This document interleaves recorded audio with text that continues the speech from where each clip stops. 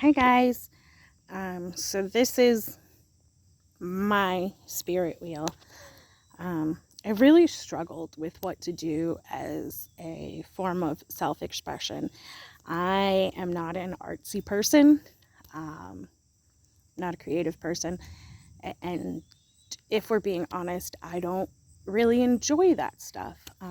But something that I do really enjoy, that I genuinely feel is an art form, is the practice of tarot, and I feel like I gain a lot of guidance.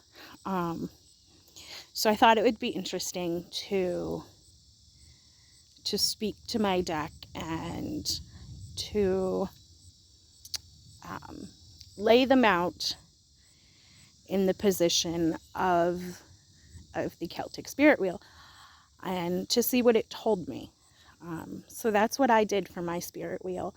And in the center, you can see is that one. And just to make sure that I'm telling you guys, exactly how it is. So this is upside down, and which means unexpected setbacks have hindered your plans. And that I need to take a moment to stop and reflect what is hindering me and how I can meet the challenge. And that really spoke to me on a spiritual level because up until recently, I was raised very religiously, and I didn't feel like I was allowed to explore myself spiritually. And so now in my mid-30s, I'm finally figuring out that maybe normal religion is not for me, and I've kind of connected with what I'm now referring to as my witchy self. And so that kind of setback in my wholeness really spoke to me on a deeper level. And then up north, and it is upside down as well, which could mean that I'm clinging desperately to something that I have to let go of, and that, I fear loss so greatly that I don't know how to let go and how to let change happen. And I need to stop letting my fears lead to stagnation. And that is absolutely me. I hate change. It terrifies me, and I struggle with it more than I should.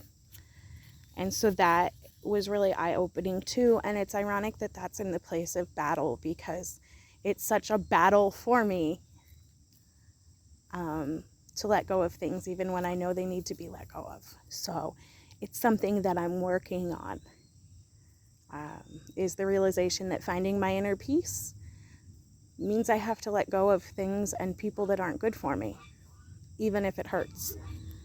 And then over here, so this is upright, and it means that I'm overwhelmed by my grief and anguish and unable to move forward. And that I need to learn that I'm not defined by my suffering, and that it's time to take that first step toward healing, which I also thought was very telling. It's ironic how much this pulled to speaking of healing, considering what the spirit wheel is about. And I think this really comes into play in the wisdom, because I need to have the wisdom that it's time to take that first step and to let go of the grief and the anguish and the pain and the apologies that I never got, and sort of all of those things. And so then we come down here, and this represents that I have begun learning a new skill, which will benefit me or my craft, or whatever, and that my commitment and dedication will see me through. And that's kind of, I'm so sorry. Yeah, they're noisy. I'm sorry. So that is kind of music to my soul. I have said recently that finding witchcraft and a lot of the pagan traditions, it speaks to my soul in a way that nothing has until now. So that made sense to me. And then in Prosperity's place, we have the Fool. And for those of you who didn't recognize the rest of the cards, you might recognize this one. This is my new Hocus Pocus deck. So that is Max lighting the black flame candle. And this is kind of about keeping my conviction on my journey. And even though the night is long and I'm just at the start of my journey, I'll be rewarded at the end of it. And I think that one really, they all spoke to me, but this one spoke to me the greatest, because I am on the start of a very new journey, and there's a lot of pain and healing that comes with that.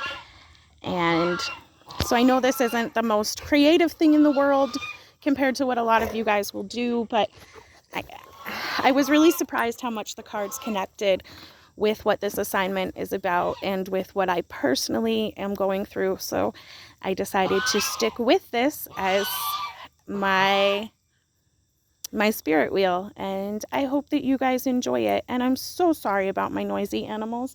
Like I said, they're just bold. Thank you guys for listening.